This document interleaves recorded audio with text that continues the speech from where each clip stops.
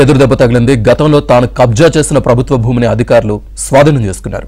కాకినాడ జిల్లా కాజులూరు మండలం పల్లెపాలెంలో తన 39 ఎకరాల పక్కనే ఉన్న 6 ఎకరాల ప్రభుత్వ భూమిపై కన్నేసిన త్రిమూర్తులు వాటిని కబ్జా చేసి అందులో ఏకంగా రొయ్యల చెరువులు సాగు చేస్తున్నారు. దీనిపై కొంతకాలం కిందట అధికారులు కోర్టును ఆశ్రయించారు. తాజాగా కోర్టు జారీ చేసిన ఉత్తర్వులతో 6.20 ఎకరాల్లోని రొయ్యల చెరువులను తొలగించిన అధికారులు ఆ భూమిని స్వాధీనం చేసుకున్నారు.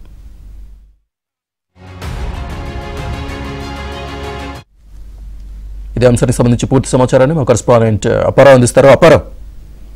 శ్రీనివాస్, కోనసీమ జిల్లా కాకినాడ జిల్లాలోని కాజులూరు మండలంలో వైసీపీ ఎమ్మెల్సీ తోట త్రిమూర్తులకి షాక్ తగిలింది.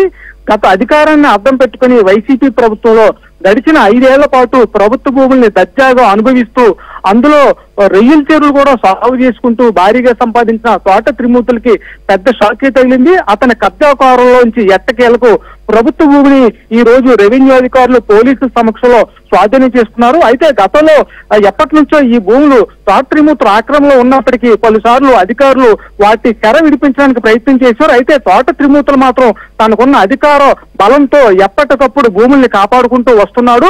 అందులో తన సొంత భూమి కూడా కొంత ఉండడంతో అందులో కలుపుకొని ప్రభుత్వ భూమిని దాదాపు 35 ఎకరాల వరకు తన కుటుంబ సభ్యుల పేరుతోని తన పేరుతోని పూర్తిగా భూ కబ్జా చేసి పరిస్థితి నెలకొంది.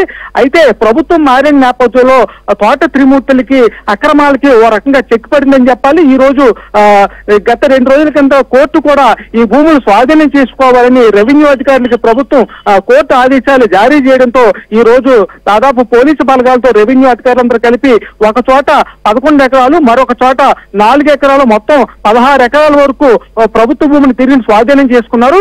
ఈ భూముల్లో రొయ్యల చెరువులు సాగు చేస్తున్న నేపథ్యంలో జేసీబీల సాయంతో రొయ్యల చెరువులు కూడా మొత్తం స్వాధీనం చేసుకుని ఇదంతా ప్రభుత్వ భూమిని ఆక్రమించడం శిక్షార్హులని చెప్పి బోర్డులు కూడా ఏర్పాటు చేశారు. ఈ నేపథ్యంలో తోట త్రిమూర్తులు ఆధీనంలో ఉన్న ప్రభుత్వ భూములకి ఎట్టకేళ్లకు విముక్తి లభించిందని చెప్పాలి.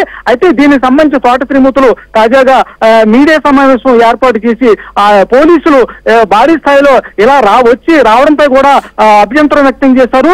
ఎలా పోలీసు ఎంతమంది వస్తారని భయభ్రాంతులు కూడా గురి చేశారని కూడా చెప్పుకురావడం విశేషం. అయితే తాను కబ్జా చేసిన విషయాన్ని మాత్రం ఏమాత్రం ప్రస్తావించకపోవడం విశేషం. అయితే ఏదేమైనప్పటికీ రామచంద్రపురం నియోజకవర్గంలో ఎన్నాళ్ళు తోట త్రిమూర్తుల ఆధీనంలో ఉన్న భూములకి చెరవేయడంతో ప్రజలందరూ కూడా అసత్య వ్యక్తం చేస్తున్నారని చెప్పొచ్చు. Srinivas. Right, thank you Apparao.